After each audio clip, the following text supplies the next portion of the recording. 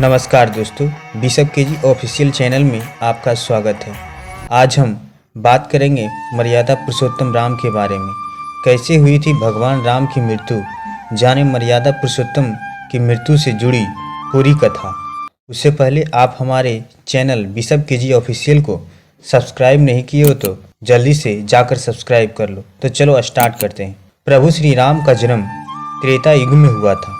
एक अनुमान के अनुसार उनका जन्म 5114 ईसा पूर्व में माना जाता है। कहते हैं कि जिसने धरती पर जन्म लिया है उसका मरण भी निश्चित है। भगवान श्री राम ने भी धरती पर मनुष्य के रूप में अवतार लिया था। राम जी की मृत्यु या बैकुंठ धाम जाने का अलग अलग वर्णन मिलता है। उनमें से दो कथाएं प्रचलित है। पहली कथा इस प्रकार है। कहा जाता है कि जब माता सीता को अपने पवित्र होने का प्रामाणिकता सिद्ध करने के लिए कहा गया तो उन्होंने परीक्षा देकर अपने पवित्र होने का प्रमाण दिया। लेकिन इसके पश्चात सीता जी अपने दोनों पुत्रों कुश और लव को राम जी को सौंप दिया और धरती माता ये कहा कि हे माता, मुझे अपने अंदर समा लीजिए। माता सीता जी के इतना कहते ही धरती फट गई और देखते ही देखते वह भूगर्भ में चली गई। सीता जी के इस तरह से चले जाने के कारण राम जी व्यथित उठे और यमराज की सहमति से सरयू नदी के तट पर गुप्तार घाट में राम जी ने जल समाधि ग्रहण कर ली। राम जी की मृत्यु के बारे में दूसरी कथा इस प्रकार प्रचलित है कि जिसके अनुसार हनुमान जी की अयोध्या में अनुपस्थिति के समय यमदेव ने नगर में प्रवेश किया और संत का रूप धारण कर वे राम जी के पास उनके महल में गए। संत भेष धारण किए हुए यमदेव ने श्री राम से कहा कि हम दोनों के बीच की वार्ता गुप्त रहेगी। वो राम से एकांत में बात करना चाहते थे। यमराज जी ने राम जी के सामने यह शर्त रखी कि यदि हमारे वार्तालाप करते समय हमारे बीच कोई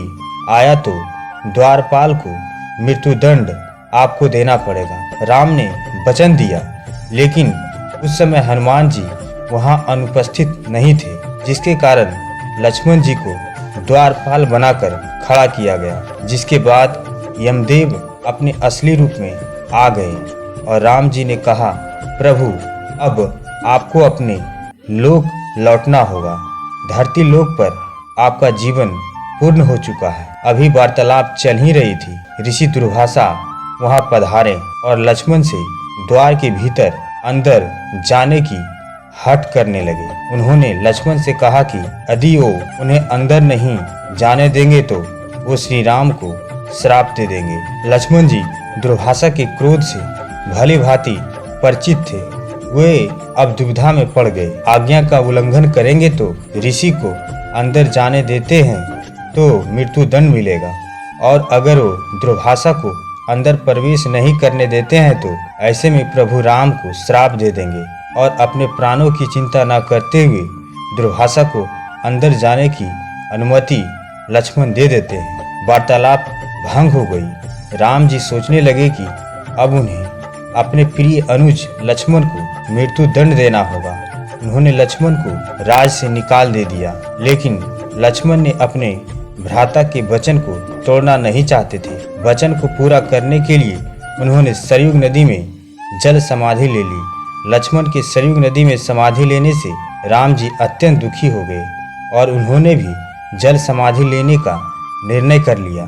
माना जाता है कि जब राम जी ने सरयू नदी में जल समाधि ले ली तो उस समय हनुमान, जामवन, सुग्रीव, भरत, शत्रुघ्न आदि सभी लोग उनके साथ वहीं पर उपस्थित थे। श्री राम जी के सरयू नदी के अंदर सामने के पश्चात नदी के भीतर से भगवान विष्णु प्रकट हुए और उन्होंने अपने भक्तों को दर्शन दिए। इस प्रकार से राम जी ने अपना स्थूल रूप त्याग दिया और अपने वास्तविक रूप विष्णु की धारण कर लिया, और इस तरह राम जी बैकुंठ धाम की ओर प्रस्थान कर गए। थैंक यू दोस्तों।